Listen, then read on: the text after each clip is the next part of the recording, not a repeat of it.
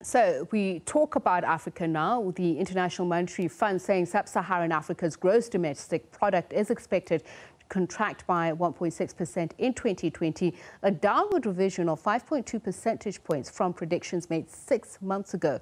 In its latest regional economic outlook, it says the unprecedented health crisis caused by the coronavirus pandemic will result in a severe economic downturn that could drag on economies for years to come. IMF Africa Department Director Abebe Aemro Selassie joins us now via Skype in DC at the IMF headquarters. A very good evening to you, and thank you so much for joining us. Good evening. How are you? I'm well, thank you. Good of you to chat to us. So let's recap on just some of those issues. The US again threatening to cut funding to the WHO, which many African countries are depending on for aid in terms of combating the coronavirus. Is this of great concern? So, the WHO's funding model, I think, is one that relies on donors. What I can say to you is, in terms of the IMF, we have been provided the resources that we need to be able to support the membership. And we're deploying that as aggressively as we've ever done in our history. In just a space of around 6 weeks, we'll be providing countries in Sub-Saharan Africa, 32 countries that have already requested for support. We'll be providing of the order of $11.5 billion to support the increased spending they need to make on health, to support the increased spending they need to make on social protection at this very difficult time. Mm-hmm. So, as we mentioned earlier on, the IMFC talking about additional lending tools for Africa. Is it enough to plug a hole that may be created by lack of funding by the WHO? So, at a time like this, when countries have macroeconomic difficulties, big financing difficulties, it really is more the IMF, World Bank, and other international institutions that provide the lion's share of the funding that countries need.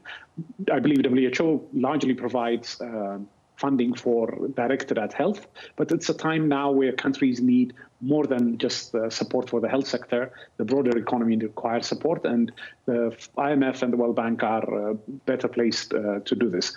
What we have done in terms of the IMF, the World Bank, the IMFC, our governing board that you noted, is that they've allowed us to take decisions that will allow us to deploy very rapidly dispersing facilities to support the entire membership.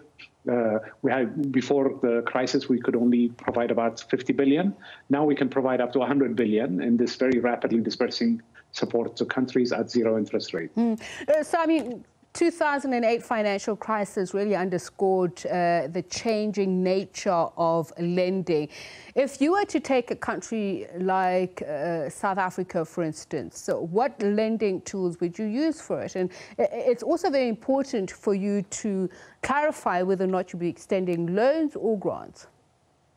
So just to be very clear, South Africa has a lot of strengths. Macroeconomic policy has been conducted really well. Also, the country has very deep and liquid financial markets. It's now been hit by a crisis not of its own making, but a completely exogenous shock, health shock, the likes of which nobody has seen for 100 years. So it's, and as a result, of course, the economy is being impacted.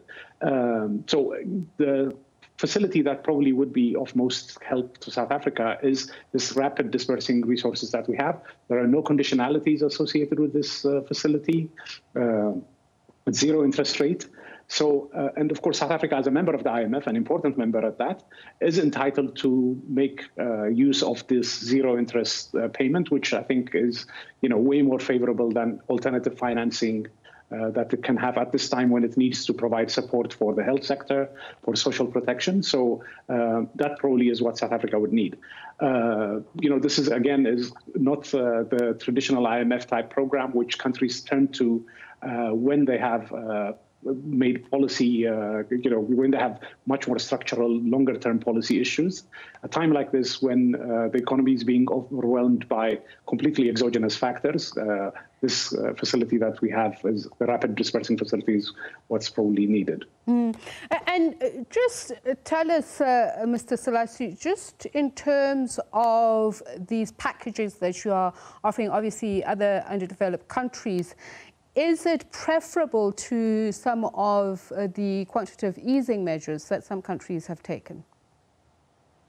Unfortunately, not all countries in the region are in a position to be able to pursue quantitative easing.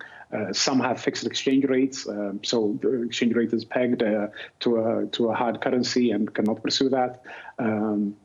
Also, the size of domestic markets is really not as deep, nor as liquid as even South Africa has. So this is why countries often turn to external savings, external resources, and of course institutions like the IMF can step forward at a time like this because normal market functioning has been disrupted, and the borrowing costs that countries would otherwise face on the market is very, very high.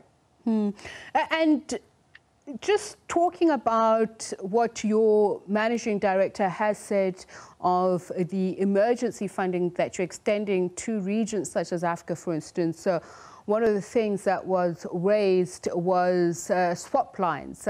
Indonesia singled out as a successful experiment, but there was also talk of an IMF-like or specific swap line. What would that entail, and what concessions would countries have to make? So this is a new step that the board just approved yesterday. It's a swap line which provides short-term dollar liquidity to countries facing a liquidity challenge that's of a short-term duration. Literally approved yesterday, and modalities are being worked out. We envisage that countries that have relatively strong macroeconomic policy positions will be able to be entitled to that. And we're working on the modalities to see which countries we can engage in discussions around it. And would that be bound to single currency lending? So, we generally lend in hard currencies. And for the swap line, because, again, the envisaged challenge that countries are facing is a liquidity rather than a solvency type challenge, the conditionality is going to be very limited. Thank you so much for speaking to us, IMF Director of Africa, speaking to us there. That is Abebe Selassie in Washington, D.C. at the IMF.